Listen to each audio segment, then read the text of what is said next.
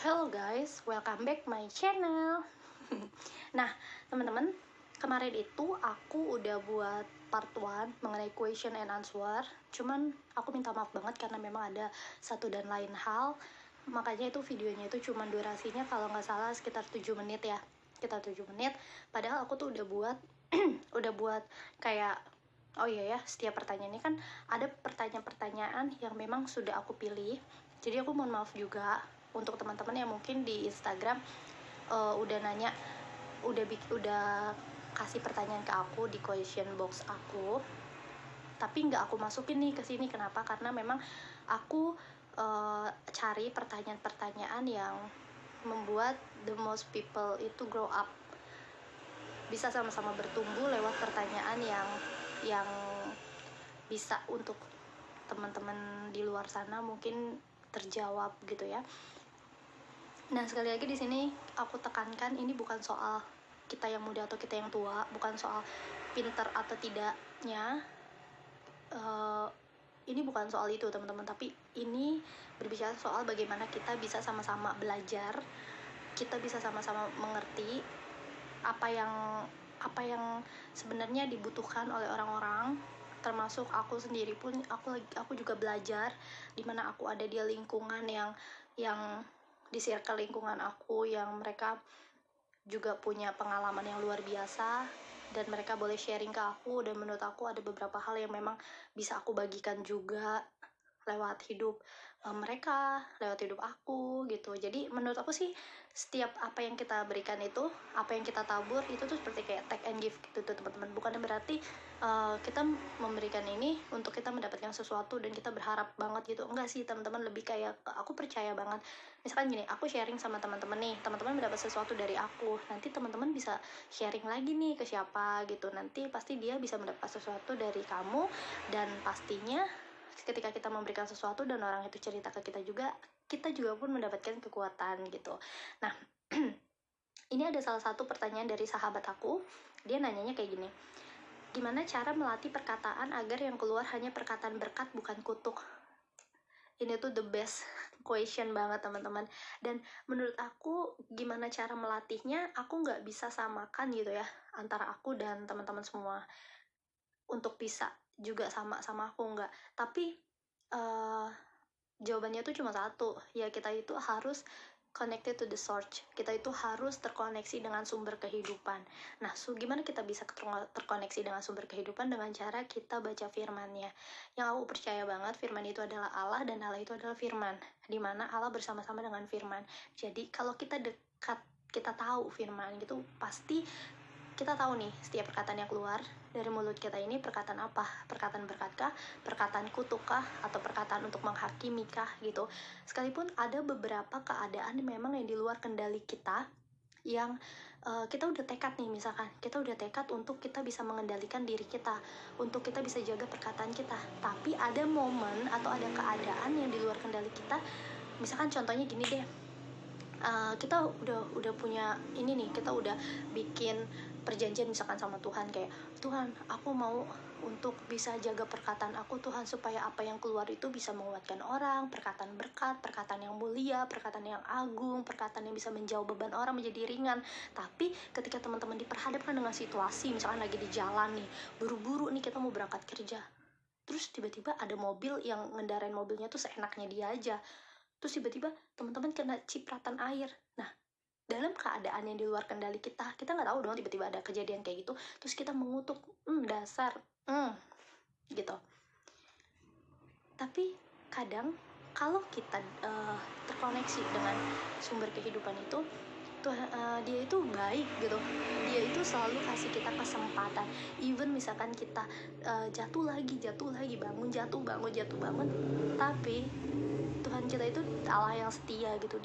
Dia nggak peduli seberapa sering kita jatuh, tapi yang dia peduliin itu seberapa niat kita untuk kita bisa bangkit gitu loh. Dia tahu usaha kita, dia tahu kerinduan hati kita gitu, dia pasti akan bantu. Nah, gimana caranya dia bantu itu? Tandanya gini, ketika sesuatu di luar kendali kita terjadi dan kita mulai mengingkari atau mulai keluar dari apa yang kita mau buat, misalkan kita mau menjaga perkataan kita, tapi ada alarm yang di hati kita tuh kayak, oh iya ya, itu salah.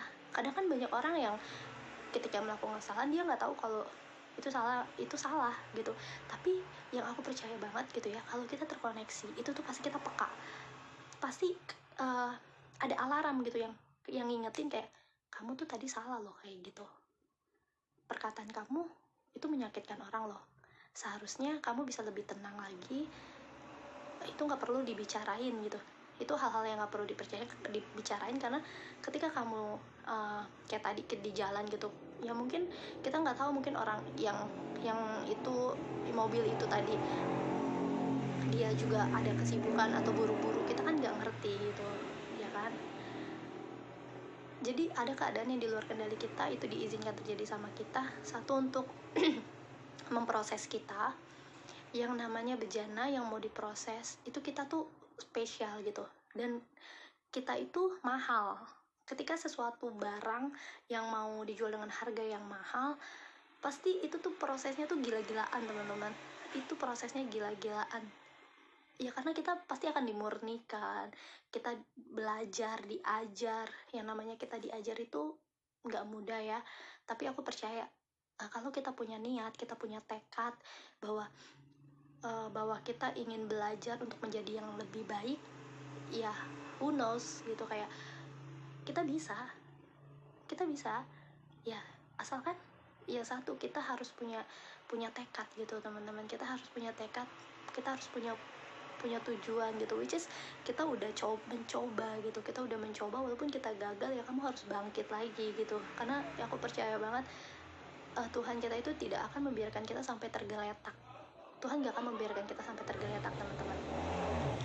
Nah, cara melatih perkataan agar yang keluar hanya perkataan berkat bukan kutuk. Bahkan sampai detik ini pun aku masih belajar teman-teman. Sampai detik ini pun aku masih belajar supaya setiap perkataan yang keluar dari mulut aku itu bisa positif, atau bisa membuat orang lain tuh nggak sakit hati, nggak kecewa sama aku.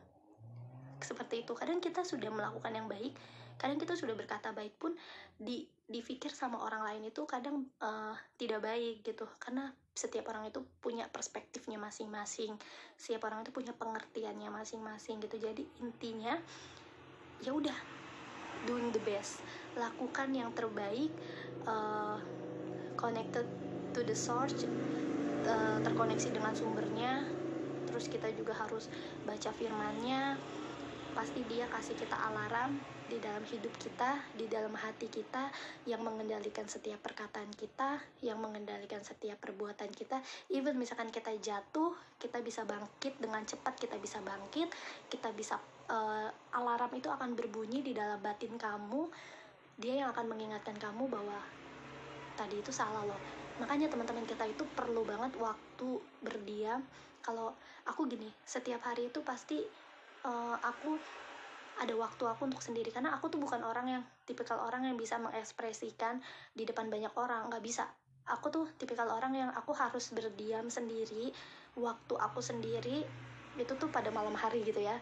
Pada malam hari aku coba untuk merenung, ketika aku worship, ketika aku berdoa, pasti kayak tiba-tiba tuh kayak diingetin aja gitu, kayak tadi tuh begini, tadi tuh begitu. Nah disitulah kita mulai minta ampun, kita minta belajar untuk lebih peka lagi, terus kita minta kekuatan lah intinya gitu. Jadi kalau dibilang cara melatih perkataan agar yang keluar hanya perkataan berkat bukan kutuk, ya kita harus tahu berkatnya itu dari mana, dan kita harus dekat sama sumber berkatnya itu supaya kita bisa belajar, sehingga apa yang kita perkatakan itu pokoknya gini aja teman-teman, apa yang mulia, apa yang baik, apa yang berkenan, biarlah itu semua ada pada kita gitu, sehingga yang keluar pun bisa dikendalikan gitu.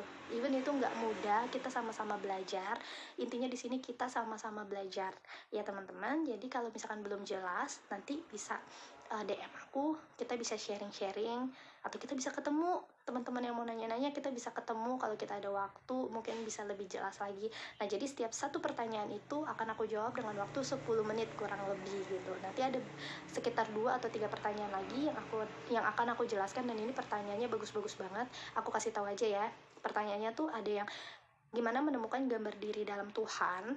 Terus kedua, cara memilih pasangan yang dari Tuhan. Terus yang ketiga, gimana kita bisa tahu masa depan kita akan indah. Jadi akan ada 3 pertanyaan lagi dengan durasi waktu 30 menit ke depan. Tapi entah itu 10 menit per partnya atau langsung aku 30 menit, itu nanti tergantung situasi dan kondisinya teman-teman. Jadi jangan lupa untuk share, like, dan komen. Dan jangan lupa subscribe juga buat teman-teman bisa lihat the next video aku, supaya ini semua memberkati kita semua. God bless you, bye.